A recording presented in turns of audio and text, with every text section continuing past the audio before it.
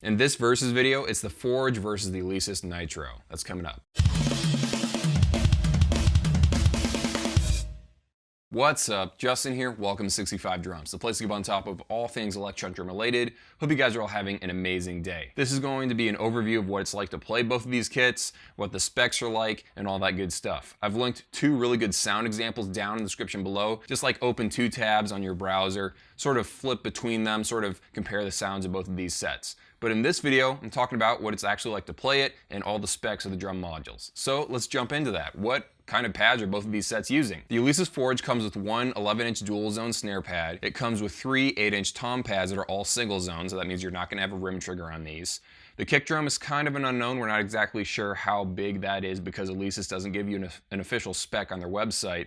But if you're wondering if you can use double kick with it, maybe to a limited degree, but it's not going to pick up really fast double kick, metal stuff. So it's got three cymbal pads that are all exactly the same. They're 10 inches across. The crash cymbal has a choke, but they're all single zone pads. The drum module has MIDI in and out ports, also USB MIDI. It has 600 sounds inside of the drum module, 50 drum kits plus 20 user kits. It has a sample import feature, and you can plug in 2 extra pads. Okay, so that's the Alesis Forge. Now, in my country, United States, it's $500. I realize around the world there are drastically different prices. I once ran across a guy who had to pay like $700 for his Alesis Forge because of really heavy taxes and everything. But yeah, in the United States, it's $500. Let's jump over to the Alesis Nitro, which is $300.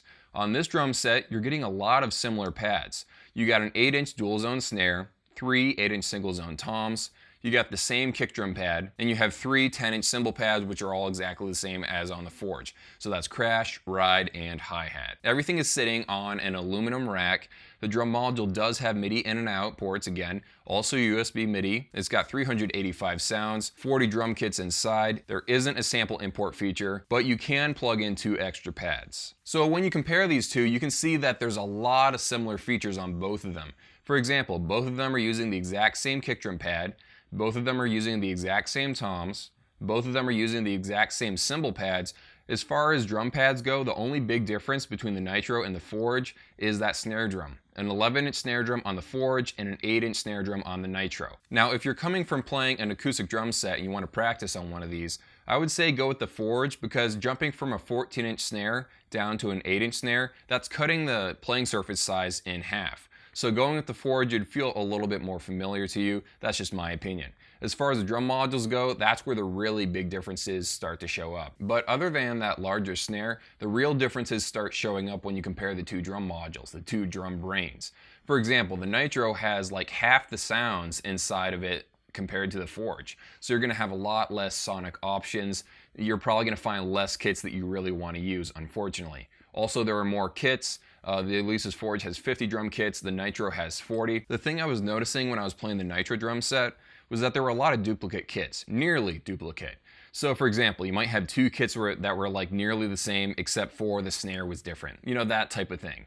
So the 40 kits thing is a little bit deceiving. You are getting more options on the Alesis Forge. You are getting double the sounds. The other big upgrade is that you have sample import on the Forge drum module, and the Alesis Nitro does not have that feature. Now this is a big upgrade for some people and a non-issue for other people. For me personally, I really would enjoy having that sample import feature, and then other people, they just want to practice. They don't want to spend a billion hours, tweaking all the sounds and stuff. So it's really up to you. For me, I think that is an important upgrade on the Alesis Forge drum module. The thing that surprised me about both of these drum modules is that they both let you plug in 2 extra pads. So maybe 2 extra toms, or a tom and a cymbal, or 2 extra cymbals, or a side snare and a tom. So you have a lot of options here. So that's very nice. A lot of other low budget electronic drum sets just don't have that feature. So what's it actually like to play both of these drum sets? It's actually pretty decent. I will have to give you a quick disclaimer. I played the Nitro and I played the Alesis Command, which is the upgraded version of the Alesis Forge. So I haven't technically played the Forge, but I've played all the components that make up the Forge.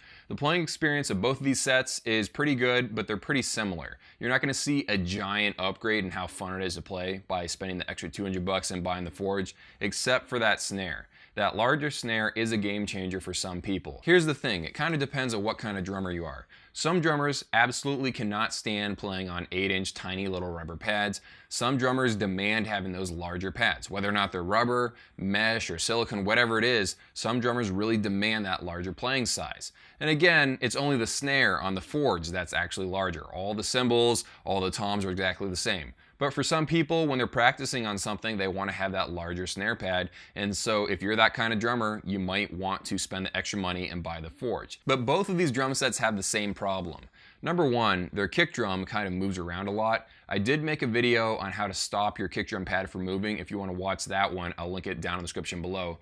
But if you just played out of the box, it's going to move around a lot, unfortunately. And the second thing I noticed was that the cymbals on both of these drum sets just aren't very good. I've played these cymbals on the Nitro and on the Alesis Command, and they're just not as good as they could be. Number one, they're just very thin. They don't feel extremely well made. The second thing I don't like about them is that they're not dual zone, so you're not going to have an edge sensor. I really miss having that second zone on the ride cymbal. I want to have a bell. Whether or not I have an actual bell zone at the top, that's ideal of course, but at least have a bell zone on the edge, like on a Roland TD11K. With this drum set, you're limited. You only have one zone on this pad. That's like an Achilles heel of cheap electronic drum sets, unfortunately.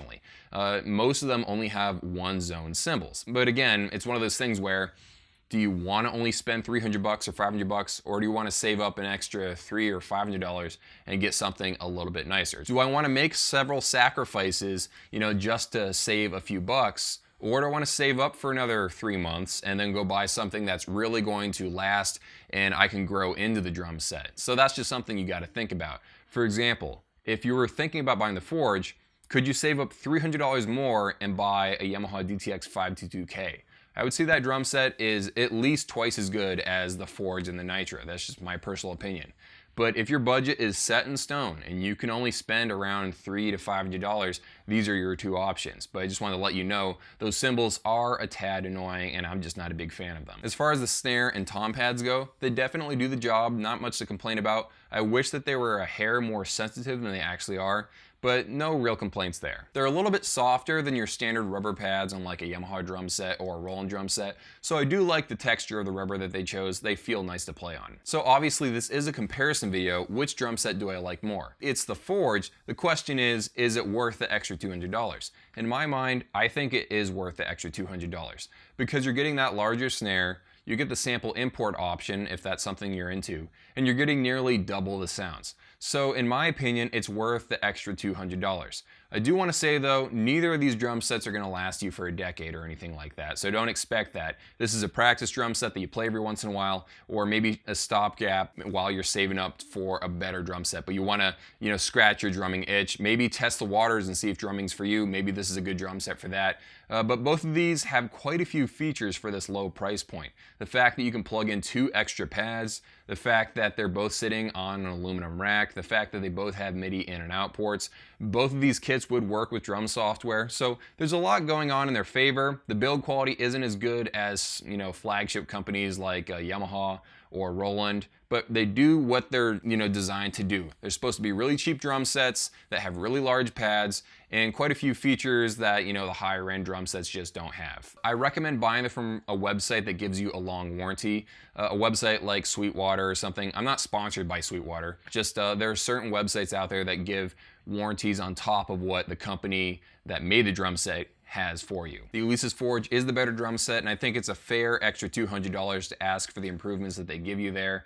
Let me know what you guys think. If you've played either of these drum sets, if you own either of these drum sets, let me know what you think of it. Like a really quick paragraph review of the drum set down in the comments below. I'm interested to read those because I like hearing a lot of perspectives. When I'm making these videos, it's just one man's opinion. I'm not saying this is the absolute best decision for every single person out there. I'm just some guy on the internet making opinion videos. So I want to read yours as well. Let me know down in the comments below. I hope you guys will have an amazing day, and I'll see you in a few.